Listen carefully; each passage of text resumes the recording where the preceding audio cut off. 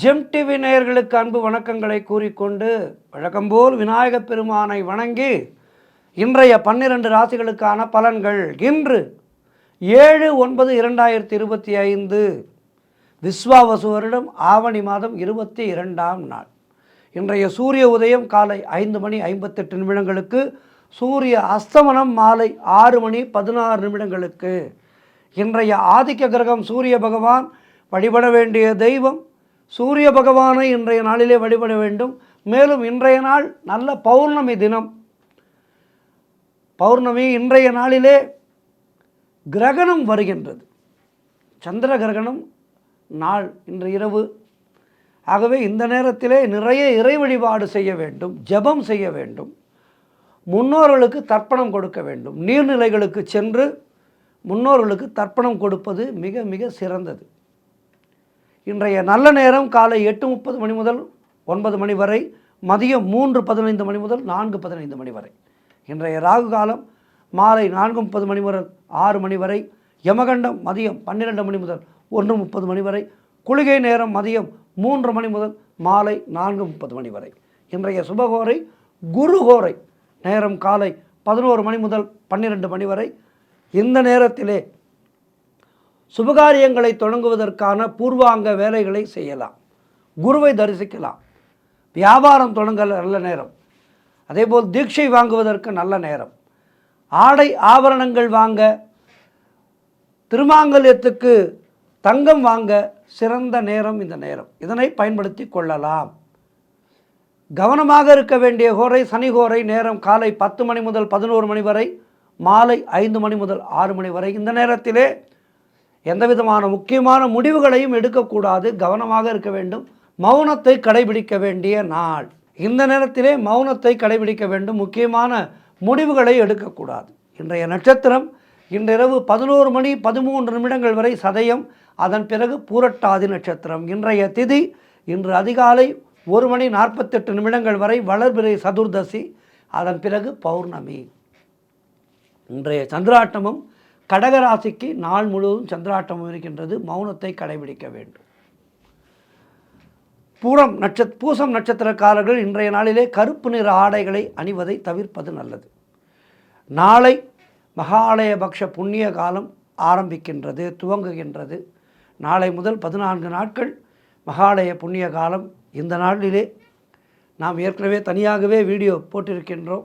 மாலையபட்சத்தில் என்னென்ன செய்ய வேண்டும் என்று அவற்றையெல்லாம் பார்த்து அதன்படி முன்னோர்களுக்கான தர்ப்பணங்களை திதிகளை கொடுக்க வேண்டிய காலம் நாளை முதல் 14 நாட்கள்.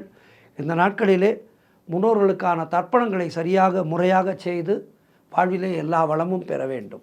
அடுத்து தொடர்ந்து நாம் காண இருப்பது 12 ராசிகளுக்கான பலன்களை. மேஷராசி அன்பர்களே, இன்று சந்திரன் உங்கள் ராசிக்கு 11ஆம் இடத்திலே இருக்கின்றார். உங்களுடைய ராசி அதிபதி செவ்வாய் ராசிக்கு 6ஆம் இடத்திலே இருக்கின்றார். ஆகவே நண்பர்கள் மூலம் நல்ல அனுகூலங்கள் உண்டாகும். எதிர்பார்த்த விஷயங்கள் எல்லாம் நல்லபடியாக நடக்கும். பொருளாதாரத்திலே பெரும் வளர்ச்சி உண்டாகும். காரிய தடைகள் எல்லாம் விலகி எடுக்கின்ற முயற்சிகளிலே நன்மைகள் கிடைக்கின்ற நல்ல நாள். உடல் ஆரோக்கியத்திலே நல்ல முன்னேற்றங்கள் உண்டாகும். வீடு வண்டி வாகன மாற்றம் ஏற்படும். குழந்தைகளால் பெருமை ஏற்படும். எடுக்கின்ற முயற்சிகளிலே பெரும் வெற்றி கிடைக்கும். குடும்ப ஒற்றுமை அதிகரிக்கும். சுபகாரியங்கள் நடக்கக்கூடிய நல்ல நாள் இன்றைய நாள். இன்றைய நாளிலே சூரிய பகவானை வணங்கி மேலும் நற்பலன்களை பெறுங்கள். வாழ்த்துக்கள். ரிஷபராசி அன்பர்களே, இன்று சந்திரன் உங்கள் ராசிக்கு 10ஆம் இடத்திலே இருக்கின்றார். உங்களுடைய ராசி அதிபதி சுக்கிரன் ராசிக்கு 3ஆம் இடத்திலே இருக்கின்றார். ஆகவே தொழிலிலே நல்ல முன்னேற்றங்கள் உண்டாகும். தாய் வழி சொந்தங்களின் உதவிகள் எல்லாம் கிடைக்கும். கணவன் மனைவியிடையே நல்ல ஒற்றுமை ஏற்படும். உங்களுடைய முயற்சிகள் எல்லாம் பெரும் வெற்றிகளை பெறக்கூடிய நல்ல நாள். கடன் தொல்லைகள் விலகும். திருமணம் போன்ற சுபகாரிய பேச்சுவார்த்தைகள் இனிதே முடியும். உடல் ஆரோக்கியம் சிறப்பாக இருக்கும்.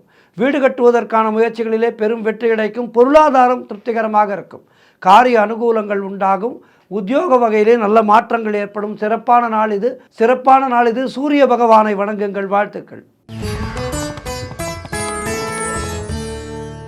மிதுன ராசி அன்பர்களே, இன்று சந்திரன் உங்கள் ராசிக்கு 9ஆம் இடத்திலே இருக்கின்றார். உங்களுடைய ராசி அதிபதி புதன் ராசிக்கு 3ஆம் இடத்திலே இருக்கின்றார். ஆகவே நினைத்தது அனைத்தும் நல்லபடியாக நடக்கக்கூடிய நல்ல நாள். வீடு வண்டி வாகன மாற்றம் ஏற்படும்.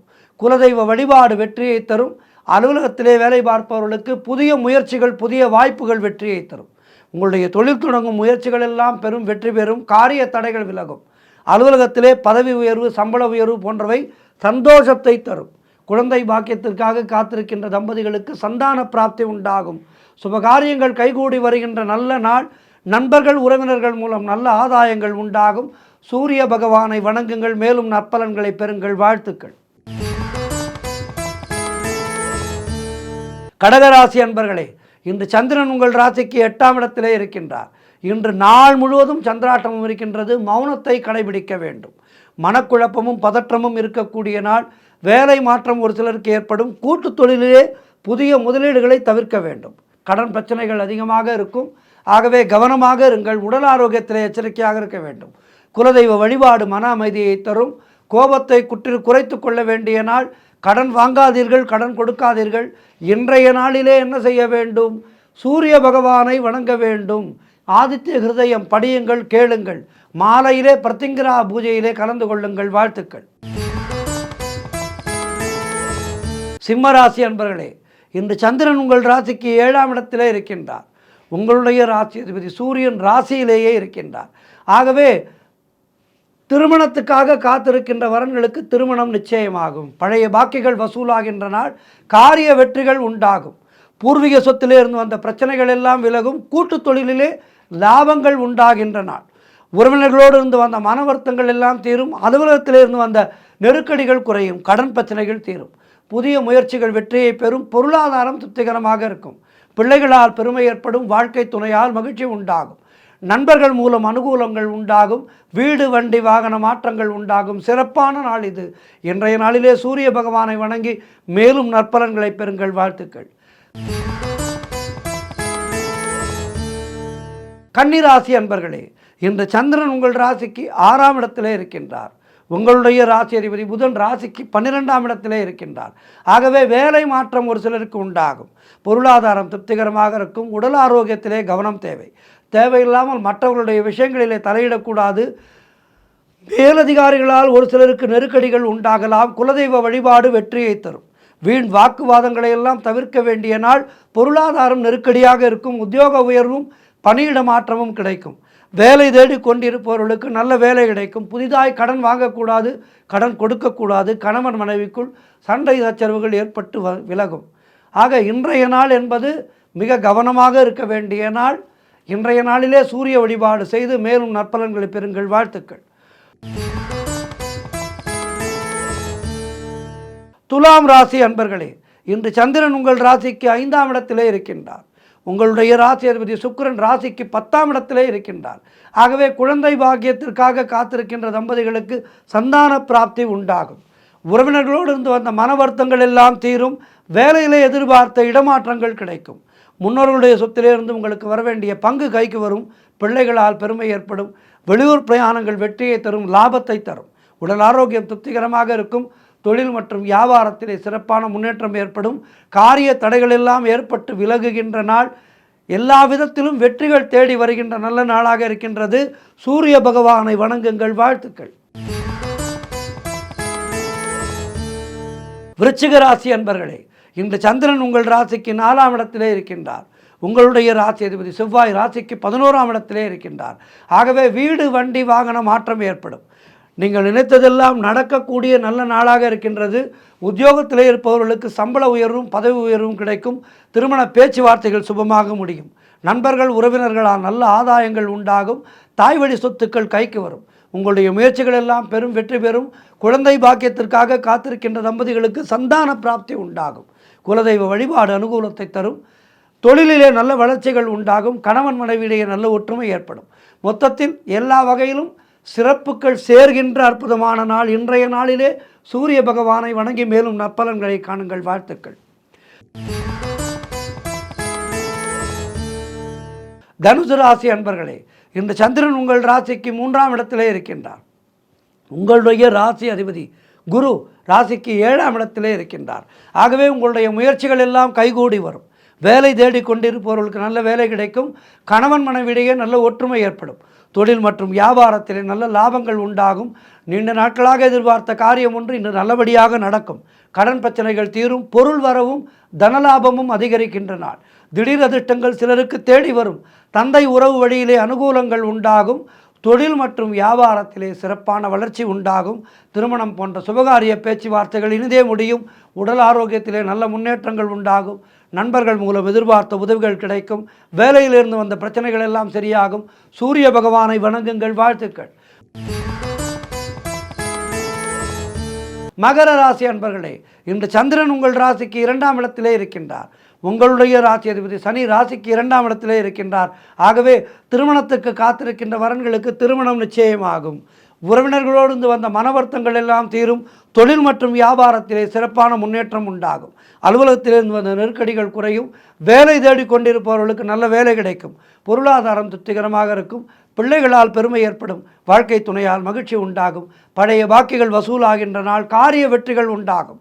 குலதெய்வ வழிபாடு வெற்றியை தரும். மனம் சந்தோஷமாக இருக்கும். கூட்டுத் தொழிலிலே நல்ல லாபங்கள் ஏற்படுகின்ற நாள். எதிர்பார்த்த பணியிட மாற்றங்கள் எல்லாம் கிடைக்கும். சிறப்பான நாள் இது. சூரிய பகவானை வணங்குங்கள். வாழ்த்துக்கள். கும்பராசி அன்பர்களே, இன்று சந்திரன் உங்கள் ராசியிலேயே இருக்கின்றார். உங்களுடைய ராசி அதிபதி சனி ராசியிலேயே இருக்கின்றார். ஆகவே மனம் சந்தோஷமாக இருக்கும். அலுவலகத்திலே புதிய பொறுப்புகள் வேலை பலுவை ஏற்படுத்தும். உடல் ஆரோக்கியம் திருப்திகரமாக இருக்கும். வெளியூர் பிரயாணங்கள் வெற்றியை தரும். பணவரவு அதிகரிக்கும். பொருளாதாரம் திருப்திகரமாக இருக்கும். தொட்டதெல்லாம் பொன்னாகக்கூடிய அற்புதமான நாள். கடன் பிரச்சனைகள் தீரும். வேலை தேடிக்கொண்டிருப்பவர்களுக்கு நல்ல வேலை கிடைக்கும். நண்பர்கள் மூலம் அனுகூலங்கள் உண்டாகும். சிறப்பான நாளாக இருக்கின்றது. குழந்தை பாக்கியத்திற்காக காத்திருக்கின்ற தம்பதிகளுக்கு சந்தான பிராப்தி உண்டாகும். மொத்தத்தில் அதிர்ஷ்டங்கள் தேடி வருகின்ற நல்ல நாளாக இருக்கின்றது. சூரிய பகவானை வணங்குங்கள். வாழ்த்துக்கள். இறுதியாக மீனராசி அன்பர்களே, இன்று சந்திரன் உங்கள் ராசிக்கு 12ஆம் இடத்திலே இருக்கின்றார். உங்களுடைய ராசி அதிபதி குரு ராசிக்கு 4ஆம் இடத்திலே இருக்கின்றார். ஆகவே வெளிநாடு செல்கின்ற யோகங்கள் உண்டாகும். தொழில் சம்பந்தமான புதிய கடன் எதுவும் இன்றைய நாளிலே வாங்கக்கூடாது. தேவையில்லாமல் மற்றவர்களுடைய விஷயங்களிலே தலையிட வேண்டாம். குலதெய்வ வழிபாடு வெற்றியை தரும். வீண் வாக்குவாதங்களையெல்லாம் தவிர்த்து மௌனத்தை கடைபிடிக்க வேண்டிய நாள். எல்லா விதத்திலும் எச்சரிக்கையாக இருக்க வேண்டிய நாள் இன்றைய நாள். ஆகவே இன்றைய நாளிலே என்ன செய்ய வேண்டும்? சூரிய பகவானை வணங்க வேண்டும். தடைகள் விலக மாலையிலே ராகுகால நேரத்திலே பிரத்திங்கரா தேவி பூஜை செய்ய வேண்டும். பிரத்திங்கரா பூஜையிலே கலந்து கொள்ளுங்கள். பானகம் நைவேத்தியம் செய்யுங்கள். நல்ல பாயசம் செய்து பிரத்திங்கரா தேவிக்கு நைவேத்தியம் செய்யுங்கள். ஹோமங்கள் நடக்கின்ற கோவில்களிலே பிரத்திங்கரா தேவி ஹோமம் நடக்கின்றது என்றால் அருகிலே அதற்கு மிளகாய் வாங்கி கொடுங்கள். உங்களுடைய தடைகள் எல்லாம் விலகும். மேலும் இன்றைய நாளிலே சூரிய நமஸ்காரம் செய்யுங்கள். சூரிய பகவானை வேண்டுங்கள். ஆதித்ய ஹிருதயம் சொல்லுங்கள், கேளுங்கள். வாழ்த்துக்கள். 12 ராசியினருக்கும் இன்றைய நாள் சிறப்பாக இருக்க பிரார்த்திக்கின்றேன். நன்றி, வணக்கம். இன்றைய ஆன்மீக தகவல். இன்றைக்கு ஒரு அருமையான கோவிலை பற்றி பார்க்க இருக்கின்றோம். அஷ்டபுஜ காலகண்ட பைரவர் கோவில். இந்த கோவில் எங்கே இருக்குன்னா ரங்காபுரம் செங்கானத்தம் மலை மீது இந்த கோவில் அமைந்திருக்கின்றது. பைரவர் வழிபாடு என்பது தொன்று தொட்டு பல நூறு ஆண்டு காலமாக இருக்கின்ற அற்புதமான வழிபாடு. பைரவர் சிவபெருமானுடைய அம்சம். நமக்கு ஏதேனும் காரிய தடைகள் இருக்கின்றது, ஒரு விஷயம் நடக்க மாட்டேன் என்கின்றது என்றால் இந்த விஷயத்தை, அதாவது பைரவ வழிபாடு செய்தால் காரிய தடைகள் எல்லாம் விலகி நாம் நினைக்கின்ற விஷயங்கள் நல்லபடியாக நடக்கும். குறிப்பாக இது போன்ற தொன்மையான பைரவர் கோவில்களை தேடி சென்று தரிசிக்க வேண்டும். அப்படி தரிசிக்கும் போது நம்முடைய ஜாதக ரீதியாக நமக்கு இருக்கின்ற தடைகள், தாமதங்கள் இவையெல்லாம் விலகி நல்லவை நடக்கும் விரைவிலே. தமிழ்நாட்டிலே வடக்கு எல்லையிலே அமைந்திருக்கின்ற வேலூர் சென்னை நெடுஞ்சாலையிலே ரங்காபுரம் என்கின்ற கிராமத்திலே செங்கானத்தம் மலை மீது இந்த அஷ்டபுஜ காலகண்ட பைரவர் கோவில் இருக்கின்றது. இந்த கால பைரவர் கோவில் பல நூறு ஆண்டுகளுக்கு முன்பு வேலூரை ஆண்ட நாயக்கர்கள் உருவாக்கிய அற்புதமான ஆலயமாகும். காலம் என்னும் யமனின் அதிகாரத்தை குறைத்து தம்மை சரணடையும் பக்தர்களுக்கெல்லாம் அபயமளித்து நீண்ட ஆயுள் வழங்குகின்ற மலைக்கோவில் இந்த கோவில். குறிப்பாக யாருக்கேனும் உடல்நலம் சரியாக இல்லை என்றால் இந்த ஆலயத்துக்கு வந்து வழிபாடு செய்தால் அவர்களுடைய உடல்நலம் சிறப்பாக மாறும். உடலிலே இருக்கின்ற கோளாறுகள் சரியாகி நல்ல உடல்நலம் கிடைக்கும். பிரம்மாண்டமாக இந்த ஆலயத்திலே மலைக்கோவிலிலே அழிஞ்சில் மரம் உருவாகி இருக்கின்றது. இந்த மரத்தின் அடியிலே 10 கைகளோடு 3.5 அடி உயரத்திலே கால பைரவர் தனது வாகனமான நாயோடு காட்சி தருகின்றார். ராகு கேதுவை முப்புரி நூலாக அணிந்திருக்கும் பைரவமூர்த்தி இங்கு மழு பாசம் சூலம் தண்டம் ஏந்தி காண்பவரை மெய்சிலிர்க்க செய்கின்ற வடிவத்தோடு இருக்கின்றார்.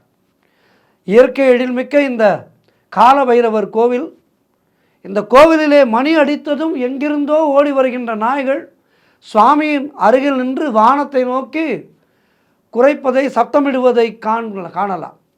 இது மிக மிக ஆச்சரியமான விஷயம். இது நாள்தோறும் நடக்கின்றது. இங்கே அதிசயமான விஷயம். சித்தர்களோ தேவதைகளோ நாய்கள் உருவிலே இங்கு தங்களுக்காக பைரவரிடம் வேண்டுதல் செய்வதாக பக்தர்கள் நம்புகின்றார்கள். இந்த கோவிலிலே வருடத்துக்கு ஒரு முறை மே மாதம் ஒரு மிகப்பெரிய திருவிழா நடக்கின்றது. பொங்கல் வைத்து இங்கு இந்த விழாவை சிறப்பாக நடத்துகின்றார்கள். இந்த விழாவின் போது சிறப்பம்சம் வருபழம் கொடுப்பது என்பதாகும். அதாவது பைரவருக்கு அபிஷேகம் அலங்காரம் முடிந்த பிறகு அவரின் தலை மீது மல்லிகைப்பூ அல்லது வேறு விதமான பூக்களிலே கட்டப்பட்ட பூச்சரம் அடுக்கடுக்காக சுற்றப்பட்டு அதிலே ஒரு எலுமிச்சம்பழம் வைப்பார்கள். இந்த எலுமிச்சம்பழத்தை வைத்ததும் ஒரு ஈ பறந்து வந்து அந்த எலுமிச்சை பழத்திலே சில வினாடிகள் அமர்ந்து விட்டு சென்றுவிடும். அது பறந்து சென்றதும் பைரவ தலையில் வைக்கப்பட்ட எலுமிச்சம்பழம் தானாக சுற்றி கீழே விழுகின்றது. இது மிக அற்புதமான ஒரு விஷயம். அந்த எலுமிச்சம்பழத்தை பைரவருக்கு அடியிலே அமர்ந்து ஒருவர் பிடித்து கொள்கின்றார். இந்த அதிசய நிகழ்வுக்கு பிறகு பைரவர் உத்தரவோடு வழிபாடு செய்பவர்களால் சொல்லப்படுகின்ற அருள் வாக்கால் பக்தர்களுடைய பிரச்சனைகள் மனக்குறைகள் நீங்கி வருவதாக ஐதீகம். பைரவர் உத்தரவோடு சொல்லப்படுகின்ற இந்த அருள் வாக்கால் பல பக்தர்களுடைய மனக்குறைகள் நீங்கி வருகின்றது என்பது நடக்கின்ற அதிசயம். ஒவ்வொரு வருடமும் இந்த அதிசய நிகழ்வு இந்த கோவிலிலே நடைபெற்று கொண்டிருக்கின்றது. வேலூரிலிருந்து செங்கானத்தத்துக்கு மிக அழகாக பேருந்து வசதிகள் எல்லாம் இருக்கின்றது. எளிதாக சென்று வரலாம். ஆகவே இந்த பைரவர் கோவிலை தேடி சென்று வழிபாடுகளை செய்து வாழ்க்கையிலே எல்லா வளமும் நலமும் பெற வேண்டும் எல்லோரும். பைரவர் வழிபாடு, பைரவமூர்த்தி வழிபாடு என்பது நம்முடைய ஜாதக ரீதியாக நமக்கு இருக்கின்ற தோஷங்களை எல்லாம் நீக்கி தருகின்ற அற்புதமான வழிபாடாகும். ஆகவே அதனை செய்து வாழ்விலே எல்லா வளமும் நலமும் பெற்று எல்லோரும் சிறப்பாக வாழ வேண்டும். ஓம் பைரவாய நமக.